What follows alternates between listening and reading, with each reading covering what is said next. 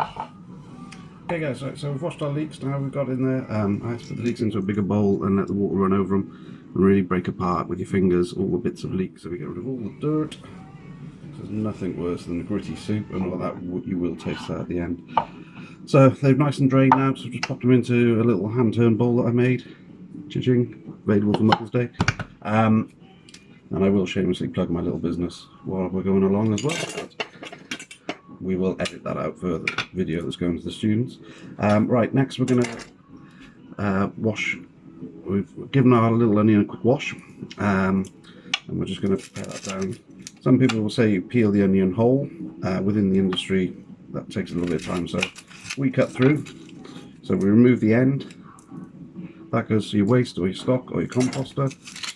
Open it up and leave in the root on. Always easier because it gives you something to hold when you're doing it. And then we're just going to peel the layers of skin off. Again, you know, I don't want to teach people to suck eggs, but for the students, you know, we'll go through each stage, and it's always easy to show every stage so people learn how to do it properly. Keep our boards nice and clean. Always have a waste bowl. I'm using my food waste as a, and here I've got a little bit of damage, a little bit of bruise into the onion, so I'm just going to peel that extra layer off, and it's fine underneath. Now when you come to chopping onions, again it's safety, so have a clean, safe working environment. Board is stuck. I'm working on a raised board to save me bending, and obviously for video it's a lot easier. So what we're looking for, I'm using right veg for the right tool. You wouldn't use a meat cleaver to chop an onion. You know, you want to use a little veg knife, keep your fingers safe. So what we're going to do, again, using claw method, having your hand back and your thumb tucked in out the way. Make little slices into the onion. Again, we are not, you can be as rough and cut as you like with the onion. We'll do a smaller cut because this is what we're going to cook first, and it'll cook quicker and sweat down. So I've made slices across. I make one cut in the top, one cut in the middle. Depending on the size of your onion, you may want to make more.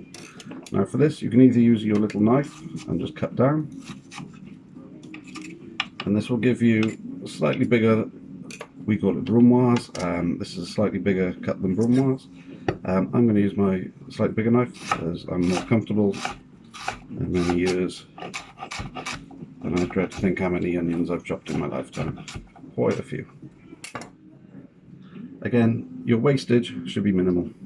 So that is there. I'm going to cut that down again. So I've still got a bit of onion on there. That's your onion wastage.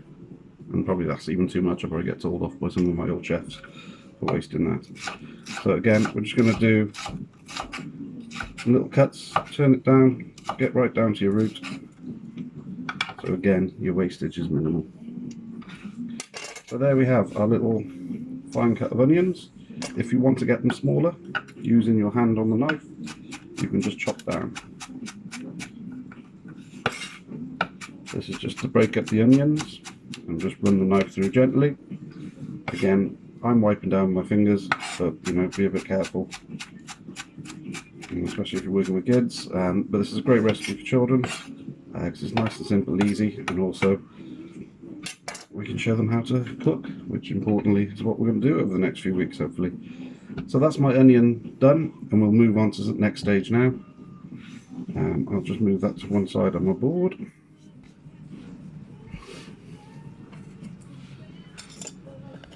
And we're going to come round onto here. I may just move down because this board's a little bit lower down.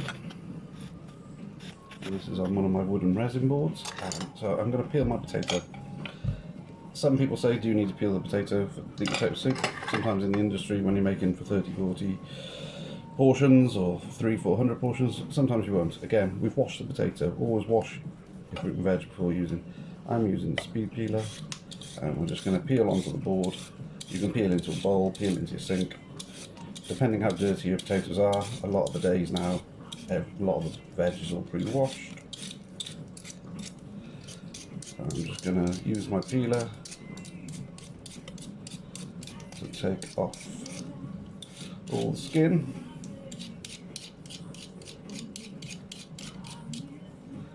Like I say, we don't want to waste our potatoes, you know, even if they're starting to go a bit green or going to seed, put them in a pot, plant them out, and grow on new potatoes.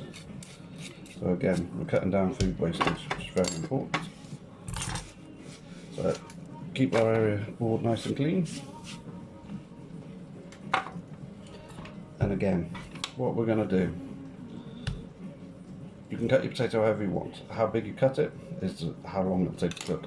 As this is quite a large potato, I'm going to use a slightly bigger knife, and I'm going to use the bridging method, where my hand goes over and I cut down through the potato, and just keep my fingers out of the way, using downward pressure, cut the potato in half.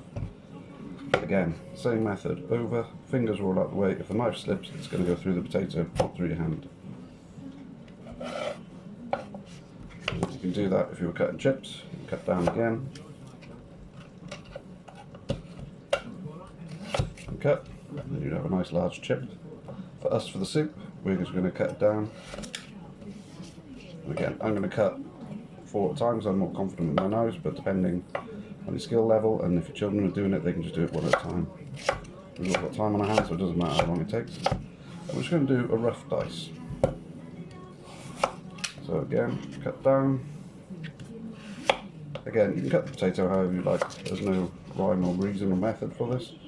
As we're going to make a puree of soup, it's all going to be cut step. So roughly cut the same sizes.